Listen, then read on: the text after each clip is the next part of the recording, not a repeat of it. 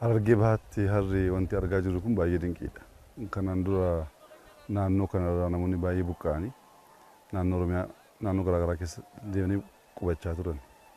Amma dhaloonni kun garuu murteessee tabba diigamee lafa mancaa'ee bade kana akkaataa kanaan solo hojjetee lafa isaa tikfatee biyyoo isaa tikfatee bishaan qusatee deebisee misoomaaf oolchaa jira.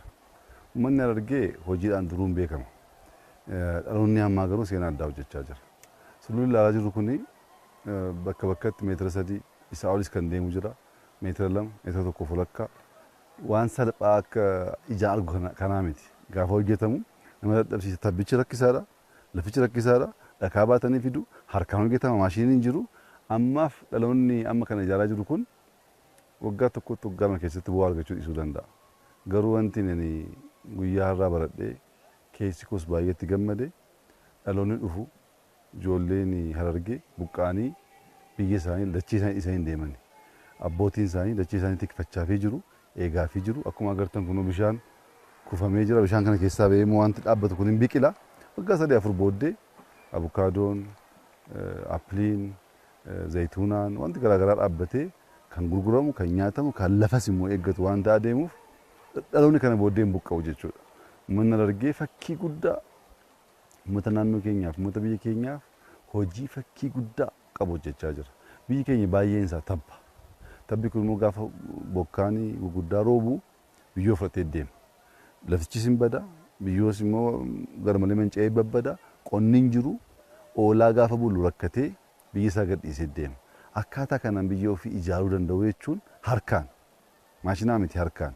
Guyyaa tokko miti, ji'a guutuu. Amma namni kun Ramadaan tsoomaa jira. Ramadaan tsooma keessatti kan akkasitti hojjechaa jiru. Baay'ee nama dinqisiisa. Ani baay'ee gammadeen jira. Galata guddaas uummata Harargeef galchuun barbaada. Biyya kana jijjiiruu kan dandeenyu hojiidhaan duwwaadha. Dadhabnee, hojjennee, dhamaanee, rakkannee biyya ijaara kana achi ta'anii waan gaarii hawwuudhaan, waan gaarii dubbachuudhaan yookaan isa bade immoo halkanii guyyaa arrabsaa ooluudhaan jijjiiruu hin dandeenyu. Biyyi jijjiiramuu kan danda'u namni uummanni murteessee ijaaramee waliin ta'ee akkaataa kanaan rakkatee biyya ofii har'aaf miti boriif ijaaruu gaafa murteessu waggaa 5-6 waggaa 10 booddee namni naannoo kan dhufe lafa akkasiin argu. Jijjiiramee magariisa ta'ee nyaata irraa argama, hojii irraa argama, ijoolleen hin buqqa'anii maatiin ijaaramaa deemaa jechuudha. Gaaraa mul'ataa gubbaa irraa argaa jira. Achittis akkaataa kanaan hojjetanii jiru. Kun ballachaa godinni guutuu akkuma shurrubbaatti kun waliidhaa waan deemuuf gaafa waliidhaa deemu biyyoon takkitti asii bahee gara gammoojjiitti hin bu'u jechuudha. Biyyoon asii gammoojjiitti deemu gammoojjii gaafa ga'u bokkaan hin jiru. Baraa waan ta'uuf achitti qotuu hin danda'amu. Asitti hambisuu dandeenye jennaan garuu bishaan kanarraa qulqulluu argannu kanatu gajjallaa kana misoomsaa deema. Kana duwwaa garuu miti. Namni akka carraatee kan jiraatu gajjallaadha. Gaafa roobu deemee kan miidhamu uummata sana. Du'uus danda'a, manni isaas manca'uu danda'a, jireenyi isaa qonni isaas baduu danda'a. Wanti kun bu'aan isaa baay'ee waan ta'eef fakkeenyummaan isaas guddaa waan ta'eef akkaataa kanaan cimnee biyya keenya haa ijaarru. Hojii qonnaan bulaan naannoo keenya qonnaan bulaan Harargee hojjechaa jiru dinqiidha dhugaa dubbachuudhaaf. Hojii dinqiidha garuu har'aaf mul'achuu dhiisuu danda'a. Maaliif dhakaa ilaalaa waan jirruuf. Oolee buleeti bu'aan isaa kan mul'atu. Hojiin kun itti fufuu qabaa, jabaachuu qabnaa, cimuu qabnaa. Ijoollee keenyatti biyya kana ceessuuf falli jiru kanu hojjechuudha. Hojjennee bareechinaan biyya bareedaa tikfachuuf ijoolleen immoo ol ka'uu dandeessi. Biyyi hin ijaaramne abbaan qabu. Hunduu buqqee dhiisee waan deemuuf biyya abbaan qabne ta'aa deema. Abbaa biyyummaa keenya mirkaneessuu, bilisummaa keenya mirkaneessuu, ofiin of bulchuu kan jennu sana mirkaneessuu kan dandeenyu biyya kana, biyya keenya, dachii keenya lafaan dafqinee, dadhabnee, hojjennee, ijaarree ijoollee keenyatti ceessuu dandeenyu duwwaa waan ta'eef ammaaf hojii guddaadha kan hin argee baay'ee gammadeen jira. Harargeen bara baraan buqqa'aa ture. Gammoojjii keessatti qamadii qotee seeftineetii keessaa ba'ee ofiin of bulchuu danda'uunsaa waan jedhamaa ture sun jecharra darbee dhugoomee waan mul'achaa jiruuf amma jabaannu waa hojjennu akka kaleessaa san dubbachuu barbaachisaa miti. Kanaaf babal'isnuudha. Hojjettanii agarsiistaniittu.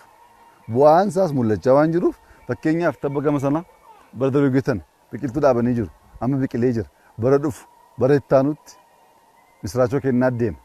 Waan mul'achaa jiruuf habal'isnuudha malee akka kaleessaa sana baay'ee dhaadachuu fi mammaakuu waan barbaadu miti. Hojichi ofiin dubbachaa waan jiruuf amma kan irraa eeggamu habal'ifannu kun nun ga'u moor hiixachaa deemnu qoffachuun hojjedha jechuun nagaa jechuun kun nu ajjeessa waan ta'eef ittuu cimaa ittuu hojjechaa deemuu qabnaadha.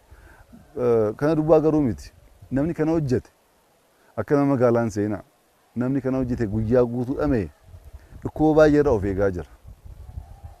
Fiizikaalis baay'ee cimaa jira biyyas ijaaraa jira dhukkubarraas of eegaa jira umurii dheeraa gammachuudhaan jiraachuu danda'a. Namni hojii hojjetu umuriin isaan dheerata keessaas fayyaa ta'a gammachuus ni qabaata waan ta'eef habal'isnu haa hojjennu hojii nama balleessu hojii nama ajjeessu kan nama ajjeessu oduudha oduu keessaa baanii hojii keessa galleennaan hojii nama miidhu amma gaafa akkasitti argani maashina malee kan hojjechuun waan salphaa miti dhugaa dubbachuudhaaf garuu isa wayya ta'anii odeessuu irraa kan hojjechaa dadhabu wayya keessoos gammachiisa fayyaa ofiis tikfachaa umurii dheeraa jiraachuufis nu ta'a isaa olitti immoo ijoollee keenyaaf biyya dabarsina waan ta'eef jabaannee hojjennu hojii duwwaa kan nu baasu jechuun barbaada.